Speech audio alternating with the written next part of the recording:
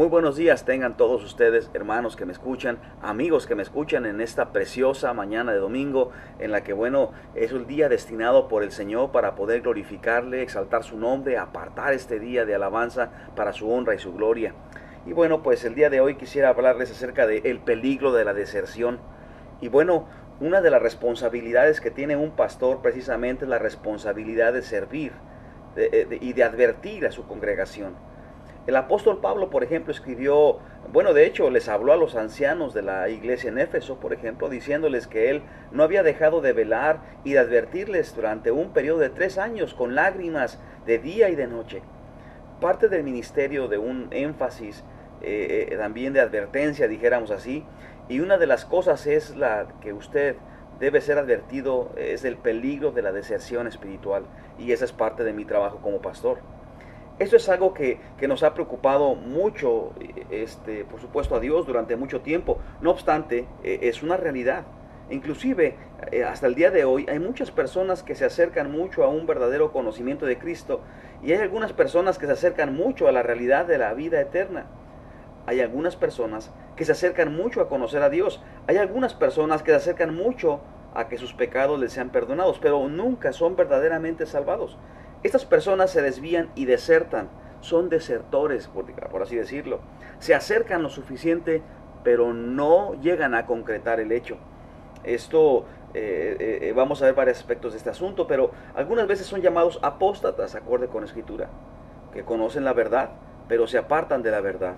Pueden apartarse por sí mismos o pueden ser o volverse víctimas de no creer debido a otras cosas que los alejan de la fe verdadera o salvadora. No obstante, son desertores. Siempre hay un gran peligro en desertar y siempre hay algo muy serio y tiene consecuencias eternas. Esto por supuesto que es así. Y para darle o para mostrarle lo que Dios piensa acerca de ese tema de la deserción espiritual, de conocer la verdad y de darle la espalda, podemos remontarnos al primer conjunto de libros jamás escritos. Por ejemplo, el Pentateuco fue escrito por Moisés, estos 5 libros primeros de la Biblia, y está en el libro de Deuteronomio, capítulo 13. Ahora, leemos esto comenzando en el versículo 12. Dice la escritura así: si oyeres que se dice de alguna de tus ciudades, fíjate, si oyeres que se dice de alguna de tus ciudades, Dios le dice a su pueblo Israel que Jehová tu Dios te da para servir en ellas, que han salido de en medio de ti hombres impíos, que han instigado a los moradores de la ciudad, diciendo, vamos y sirvamos a dioses ajenos, que vosotros no conocéis. Tú inquirirás y buscarás y preguntarás con diligencia, y si pareciere verdad, cosa cierta que tal abominación se hizo en medio de ti, irremisiblemente herirás a filo de espada a los moradores de aquella ciudad, destruyéndola con todo lo que en ella hubiere. Y también matarás sus ganados a filo de espada, y juntarás todo su botín en medio de la plaza, y consumirás con fuego la ciudad, y todo su botín, todo ello, como holocausto a Jehová de tu Dios, y llegará a ser un montón de ruinas para siempre. Nunca más será edificada, y no se pegará a tu mano nada del anatema, para que Jehová se aparte del ardor de su ira, y tenga de ti misericordia, y tenga compasión de ti, y se multiplique como lo juró ante a tus padres, cuando obedecieres a la voz de Jehová de tu Dios, guardando todos sus mandamientos que yo te mando hoy, para hacerlo recto ante los ojos de Jehová tu Dios.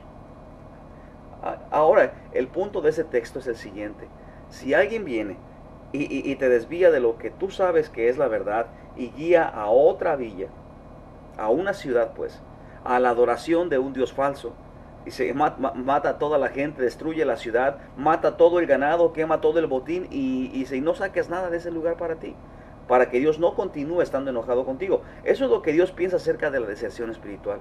Destruye toda persona involucrada con ello. Toda persona que se asocia con estos hechos de la deserción espiritual, Dios la destruye. En el capítulo 17 pasa de ser un asunto colectivo de una ciudad a ser un asunto personal. Fíjate, Deuteronomio capítulo 17, versos 2. Cuando se hallare en medio de ti, en alguna de tus ciudades, que Jehová tu Dios te da, hombre o mujer que haya hecho mal ante los ojos de Jehová tu Dios, traspasando su pacto, que hubiese ido y servido dioses ajenos, y que hubiese inclinado a ellos, ya sea al sol o a la luna, y a todo el ejército del cielo, la cual yo he prohibido, y que fuese dado aviso, y después que oyeres y hubieres indagado bien, la cosa permanecerá de verdad cierta. De tal abominación ha sido hecha en Israel. Entonces sacarás a tus puertas al hombre o a la mujer que hubiere hecho esta cosa mala. Será hombre o mujer, y lo apedrearás, y así morirán. Si es una ciudad que se ha desviado de lo que saben que es verdad, bueno, pues entonces quémala después de haber matado a toda persona con una espada. Si es un individuo, en cualquier ciudad, bueno, apedrearlos hasta la muerte por su deserción espiritual. Y quiero que la gente entienda lo serio que es conocer la verdad y dejarla. Este es el asunto que estoy tratando de plantar, o de plantear, perdón. Es un asunto muy serio. Ese es el punto fundamental de lo que quiero hablar. Ahora, con esto en mente, quiero que vayamos al capítulo 10 de Hebreos. Hebreos capítulo 10, y en el Nuevo Testamento encontramos un paralelo muy importante a este texto que acabamos de leer. En Hebreos capítulo 10, y observe conmigo también el versos 28 de Hebreos 10. Dice así: el que viola la ley de Moisés por el testimonio de 2 o 3 testigos muere irremisiblemente. Ahora, ese es un principio del Antiguo Testamento. Cualquier persona que se aparta o deja la ley de Moisés, la cual incluía la adoración del Dios verdadero y de Dios únicamente, ningún otro Dios, por ejemplo, debe ser incluido aquí. Ninguno, solamente nuestro Dios. Ahora, cualquier cosa que deja la ley de Moisés, después de haber realizado una investigación apropiada y la confirmación de 2 o 3 testigos que dicha deserción fue hecho verdad, muere sin misericordia. Ahora, si esto es verdad, si Dios dice, cuando violan la ley aplasten a la villa entera, o a la ciudad entera, perdón. Si Dios dice, cuando un individuo se desvía de lo que conoce que es la verdad y externamente ha hecho un pacto con esa verdad y se desvía y sigue a dioses falsos, apedrélos ahí en el lugar. Así es ese castigo para una deserción en la ley de Moisés. Noten el versículo 29 como dice, fíjense: ¿cuánto mayor castigo pensáis que merecerá el que pisoteara al Hijo de Dios y tuviere por inmunda la sangre del pacto en el cual fue sacrificado e hiciere afrenta del Espíritu de gracia? Esto es una pregunta. Fíjense, ¿observó cómo el signo de interrogación es en este versículo? Sí lo podemos observar. Ahora, no es razonable suponer que si una deserción en el Antiguo Testamento, la cual fue violada, o se violó en la ley de Moisés, traía muerte instantáneamente. Simplemente se merece un castigo mucho más severo aquel que pisotea bajo sus pies al Hijo de Dios. La deserción de la ley de Moisés es una cosa. Ahora, pisar al nombre de nuestro Dios Jesucristo es algo mucho más severo. Ahora, ese es el punto en el que quiero me enfocarme. Quiero hablarle de esta mañana acerca del peligro de la deserción. Podemos, por ejemplo, notar en nuestra iglesia en los últimos años y en particular en los últimos meses que ha habido personas que han estado con nosotros durante un tiempo y frecuentemente me he cuestionado la realidad de su salvación. En nuestro ministerio ha pasado todo tipo de personas y muchas personas, y en muchas ocasiones están en un poco periodo de tiempo y se van. Y de pronto han desaparecido. Y tengo ese temor de que la realidad es que vinieron y externamente se identificaron, pero nunca realmente conocieron a Cristo. Y que todo lo que se ha manifestado es su deserción, a menos de que alguien dijera que no hubo una advertencia suficiente. Me gustaría tomar esta hora, en esta mañana, para advertirle del peligro de la deserción. Es así. Esta serie de sermones van a ser pequeños, 1, 2, probablemente 3 o no mucho. Me gustaría hablar acerca de este peligro de la deserción, porque es algo que me preocupa como pastor, definitivamente. Ahora, solo hay 2 respuestas posibles al Evangelio. Por ejemplo, ¿cuáles son? Bueno, una es sí y otra es no. O sea, sí quiero el Evangelio de Jesús o no lo quiero. Una es llegar a la fe salvadora, la otra es retroceder y desertar, posiblemente, definitivamente, ¿no? Una es llegar y la otra es desertar, retroceder. Esas son las únicas 2 respuestas. Si usted ha oído y entendido el Evangelio, o lo cree o lo rechaza, sencillo como eso. Si usted cree para salvación, usted sabe lo que Dios entonces le promete: el cielo eterno, por supuesto, le promete una relación con Cristo Jesús, le promete ser admitido en la familia de la fe. Si usted deserta y rechaza, entonces Dios promete que enfrentará el infierno eterno. Esas son las únicas 2 respuestas.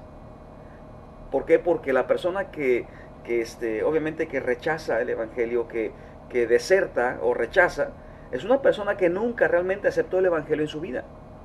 En este capítulo 10 de Hebreos, por ejemplo, el escritor de Hebreos ha estado hablando del Evangelio y ha hecho en este capítulo, está claro porque lo está diciendo, y dice en el verso 10, por ejemplo, dice que hemos sido santificados mediante la ofrenda del cuerpo de Jesucristo, hecho una vez para siempre.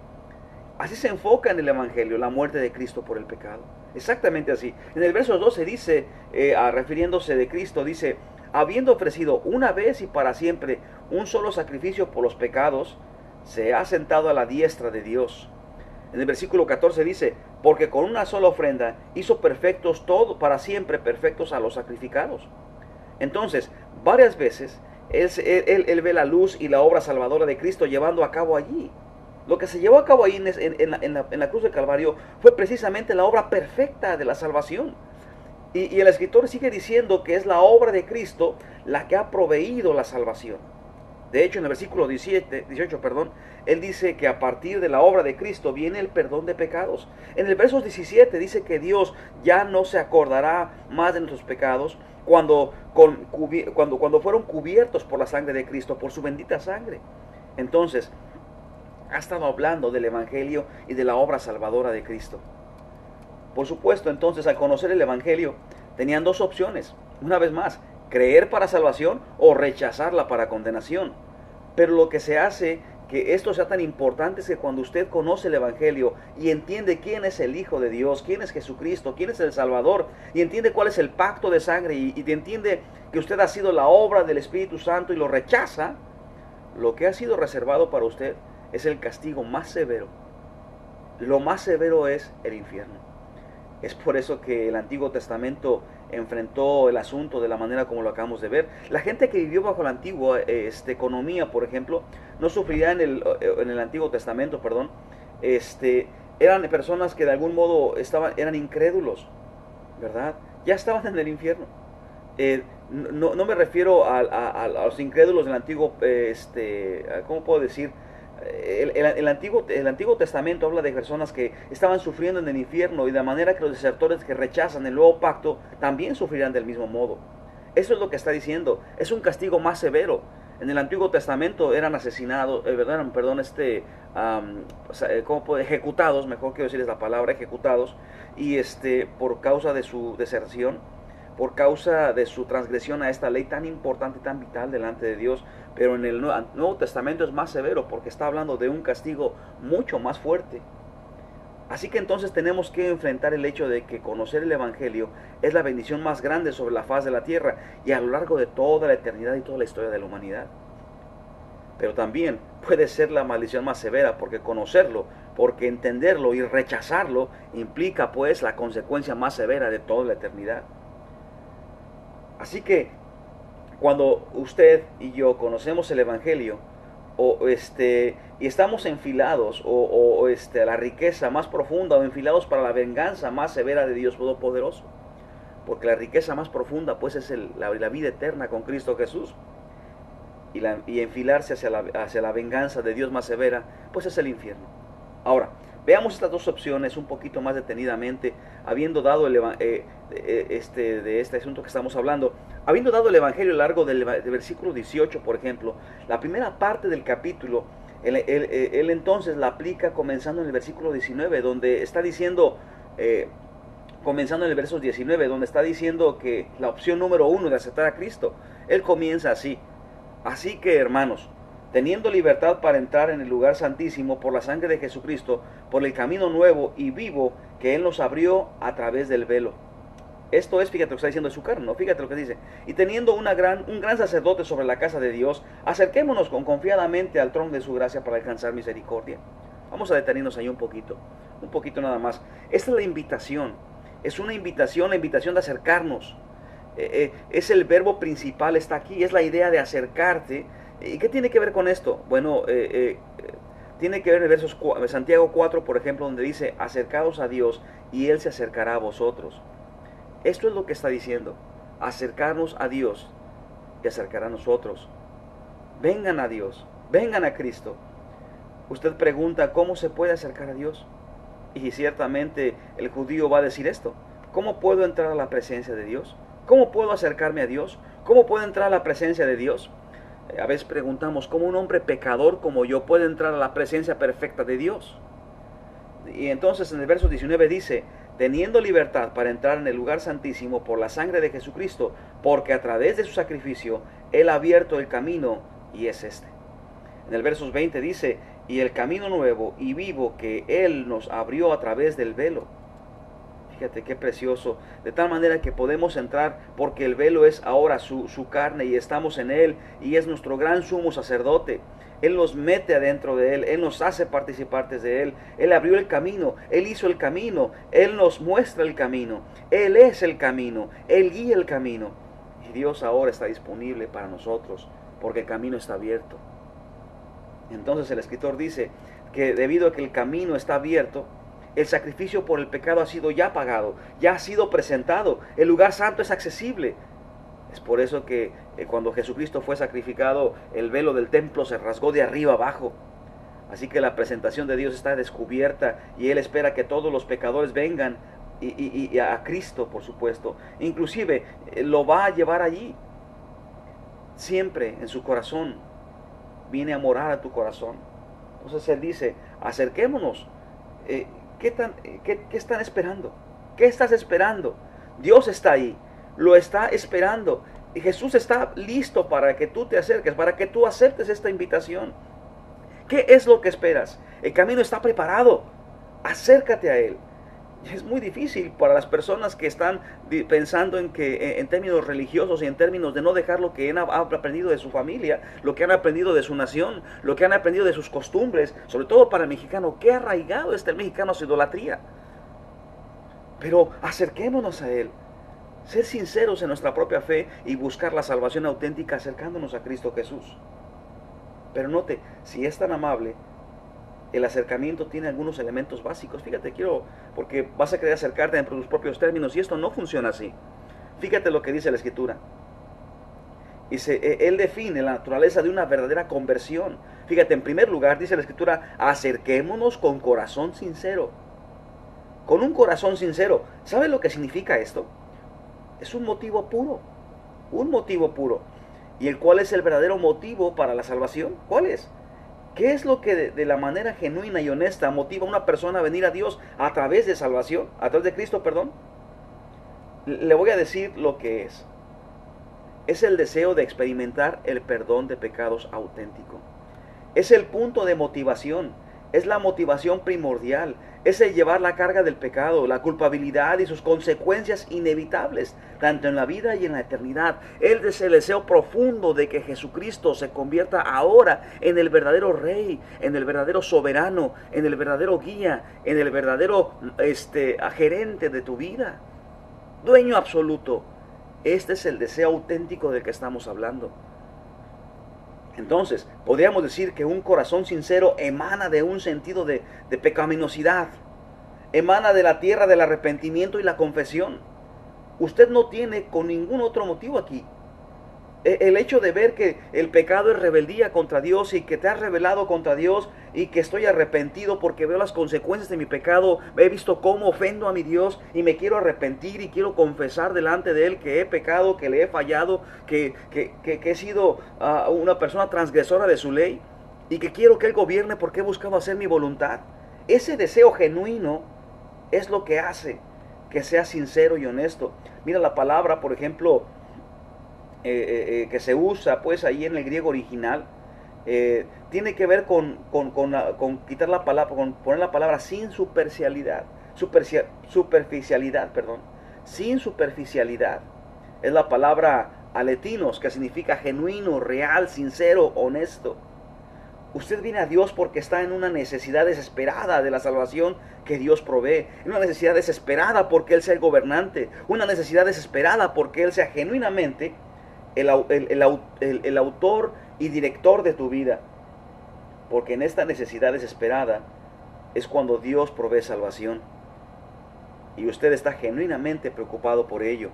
Esa es la razón por la que la descripción del corazón en las bienaventuranzas que es tan buena. Usted viene con una especie de, dijéramos, de riqueza espiritual en bancarrota. No tenemos nada de eso. Viene con una cierta mansedumbre, pero viene también impulsado, motivado por el hambre y sed de justicia, es decir, un corazón sincero, arrepentido y anhelando el señorío de Cristo en tu vida, que a consecuencia de esto te da la salvación. Precioso, es increíble. Cuando venimos afirmando y sin duda alguna que el Evangelio es la verdad, que Jesucristo es la verdad y la vida y que no puedo ir al Padre si no es por Él. Eso es lo que Jeremías dijo en Jeremías 3:10, es venir con todo su corazón. Jeremías 24:7 dice, con todo vuestro corazón. O Pablo, por ejemplo, en Efesios 6:5 dice, con sinceridad de corazón. Usted está entregando todo, todo. Y esto es porque se tiene cierta desesperación acerca de su pecado y porque usted cree plenamente o creemos plenamente en el Evangelio. Creemos plenamente en la salvación a través de Jesucristo, siendo única, siendo suficiente y no a través de otras cosas. Esta fe es lo que lo hace que sea real. Por cierto, es un regalo de Dios y no es por obras. No puedes ganarte la salvación, el favor de Dios, el acercarte a Dios. Es por eso que Jesucristo vino a morir en la cruz del Calvario. No puedes hacerlo por méritos personales. Nunca podrás ni vas a poder. No hay ritual que pueda limpiarte ningún pecado, tumbarte ningún pecado. Como en el caso de las personas que dicen que hay que bautizar a un niño para poder quitarle pecados. Esto no existe así. Bíblicamente el sacramento no te puede quitar ningún pecado. Delante de Dios los sacramentos no existen. No hay obra alguna que te pueda acercar a Cristo Jesús. No hay obra alguna que te acerque a Dios. Y la salvación, el acercarse a Dios es un regalo de vida eterna que Dios da. Entonces, Dios, el Espíritu Santo, produce en usted arrepentimiento. Esta es la obra del Espíritu, ¿no es cierto? ¿No es el Espíritu Santo quien convence al mundo de pecado?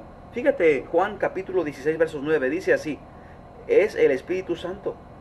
En 2 de Timoteo capítulo 2, versos 25 también dice que Dios le concede arrepentimiento.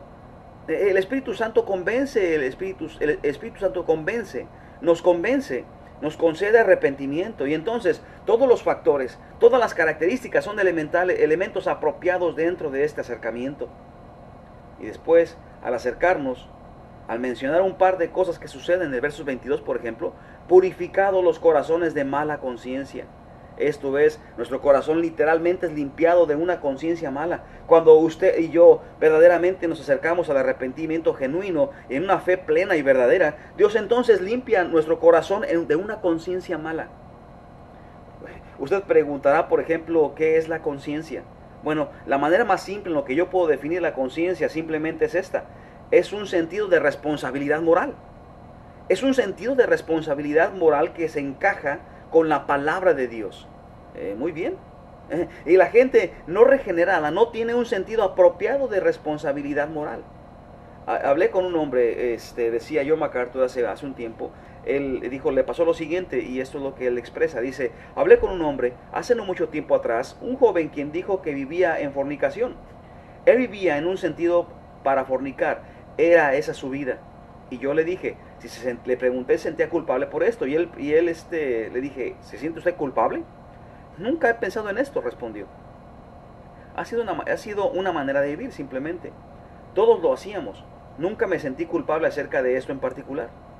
El hombre no regenerado tiene una mala conciencia. En otras palabras, no tiene un sentido real de responsabilidad moral, o su sentido de responsabilidad moral está alterado. Saben, ahora terminando ya la cita, una persona no regenerada tiene una conciencia alterada, un sentido torcido de responsabilidad moral. Pero cuando una persona viene a Dios y se acerca y tiene un motivo puro de arrepentimiento, de fe genuina, de fe salvadora, la fe que es genuina, entonces Dios coloca en él una obra limpiadora y limpia ese que ha sido, ¿verdad?, malo, ese pasado moral, y lo reemplaza con un tipo de moralidad justa. Y un cristiano entonces puede funcionar por una conciencia ahora auténtica, limpia delante de Dios. ¿Puede confiar en su conciencia? Si usted es cristiano, si usted es discípulo de Cristo verdadero, pues tiene un sentido dado por Dios de responsabilidad moral y va a encajar con la palabra de Dios. Y un verdadero cristiano va a ver la moralidad por lo que realmente es. Después también dice el verso 22 que nuestros cuerpos son lavados con agua pura, con agua limpia. Ahora, eso es lo que la obra de Dios, cuando una persona se acerca a Dios, le da un corazón de arrepentimiento sincero.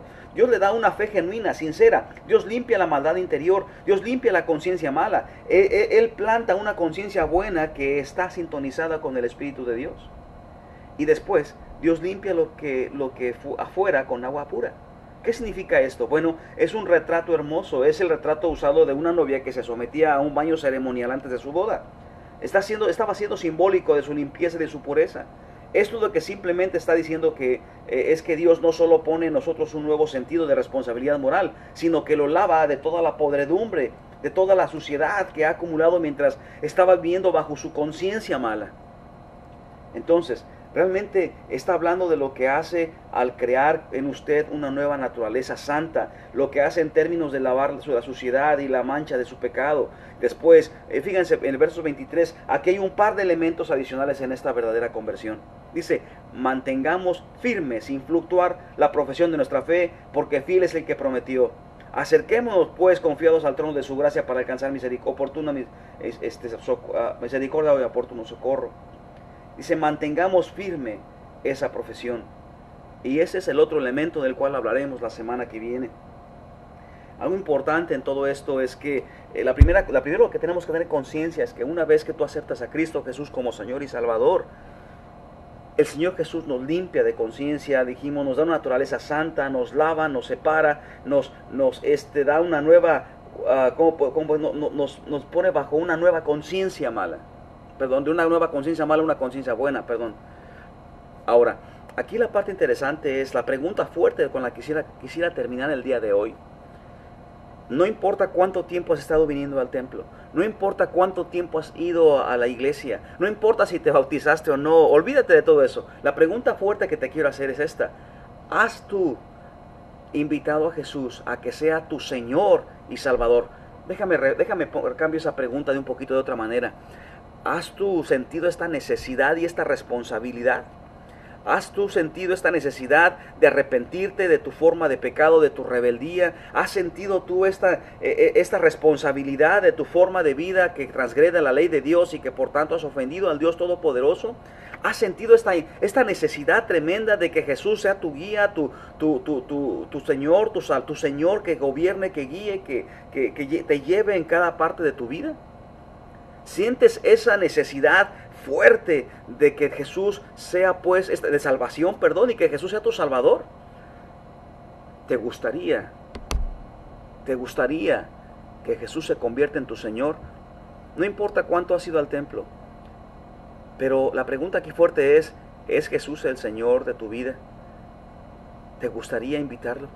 Ahora, tú puede que estés diciendo en este momento, bueno, yo ya lo invité, yo ya tuve esta necesidad, ya tuve este encuentro con Cristo Jesús, pero es que yo ya me desanimé, me convertí en una persona que ya me alejé de la iglesia, lo que tú quieras, me alejé. Bueno, el hijo pródigo también se alejó, sin embargo regresó a su padre. Es la diferencia entre la deseación y el alejamiento de momentáneo o de momento. ¿Te gustaría regresar a Cristo?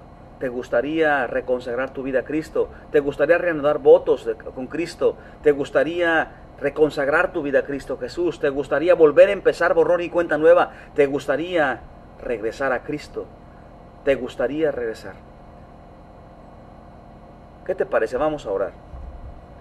Señor bendito de los cielos, en este momento te pido que nos perdones, Padre bendito, porque en algún momento quien se haya alejado de nuestra vida, Padre, que se haya alejado, perdón de ti, Señor. Perdónanos, Señor, nuestro pecado, porque a veces pecamos.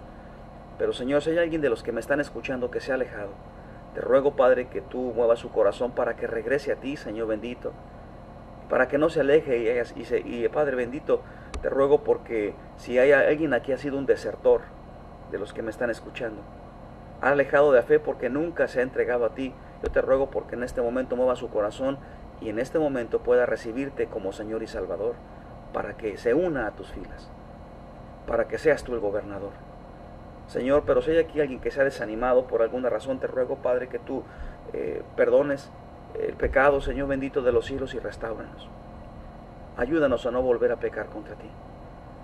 Que podamos ser discípulos fieles tuyos, Señor.